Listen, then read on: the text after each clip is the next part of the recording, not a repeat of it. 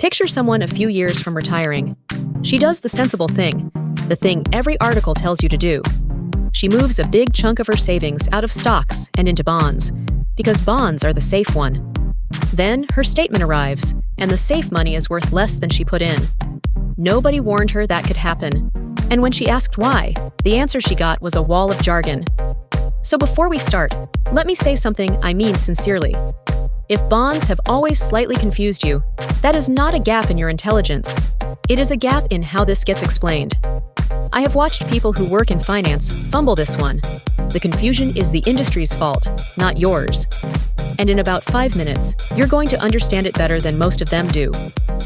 Let us start at the very beginning, with no assumed knowledge. When she bought a bond, she lent money out. That is genuinely all a bond is. She handed over cash, and in return, she gets a fixed payment every year and her original money back on a set date. Say 3% a year for 30 years. That is the deal. Nothing more complicated is hiding underneath it. Now here is what makes this genuinely strange and worth sitting with for a second. She lent to the US government. It has not missed a payment. It is not going to miss a payment. Every single thing she was promised, she is still getting. So where on earth did the loss come from? That is the real question, and it has a clean answer. Here is the piece nobody says out loud. She still owns that promise of 3% a year. What changed is what somebody else would pay her for it now. Because a bond is not just a private arrangement between her and the government. It is a thing that can be sold. And the moment something can be sold, it has a market price, and that price moves. And this is where the one number comes in. On August 17th, 2026, when we made this video, a brand new 30-year government bond paid 5.29%. That was the highest it had been since 2007. So put yourself in the buyer's chair for a second. You have money to lend. Would you have paid her full price for a bond paying 3% when you could buy a fresh one paying 5.29? Obviously not. You would still buy hers, but only at a discount. That discount is the entire loss. Nothing failed. Nobody defaulted. Her bond simply got outcompeted by newer ones paying more.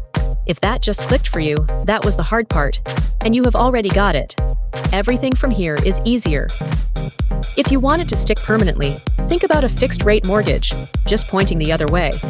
When you lock in a mortgage rate and rates then rise, you feel clever, because you are paying less than everyone taking a mortgage today. Same mechanism here, except she is the lender. She locked in a rate, rates rose, and now she is receiving less than a new lender would. Identical idea. It just happens to land on her side of the table. And notice this cuts both ways, which is the part that makes it feel fair once you see it. If interest rates fall instead, her bond paying 3% suddenly looks generous next to new ones paying 1%. Then buyers compete for it and pay her more than she paid. Rates up, existing bonds worth less. Rates down, existing bonds worth more. That is the seesaw, and you now understand it.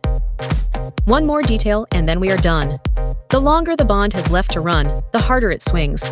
A bond with 30 years of payments left is locked into that old rate for 3 decades, so the discount has to be big. A bond maturing in 2 years barely moves, because you get your money back soon and can go buy a better one. That is why 30-year bonds have been hit hardest. Which brings us to the thing worth taking away from all of this. When someone tells you an investment is safe, the useful question is never whether it is safe. It is safe from what? Her bonds were completely safe from the borrower going bust. They were not safe from interest rates rising. 2 totally different risks, and only one of them ever gets mentioned in the sales pitch. And I want to be clear about what just happened. That was not a dumbed-down version. That is the actual mechanism, the same one professional bond investors work with every day. You now understand why a safe investment can lose money, and you can explain it to somebody else. If anyone ever made you feel like this stuff was above you, they were wrong. Visit us at smartcharts.co, where we explain the stock market in plain English for people who were never given the manual. Nothing here is financial advice.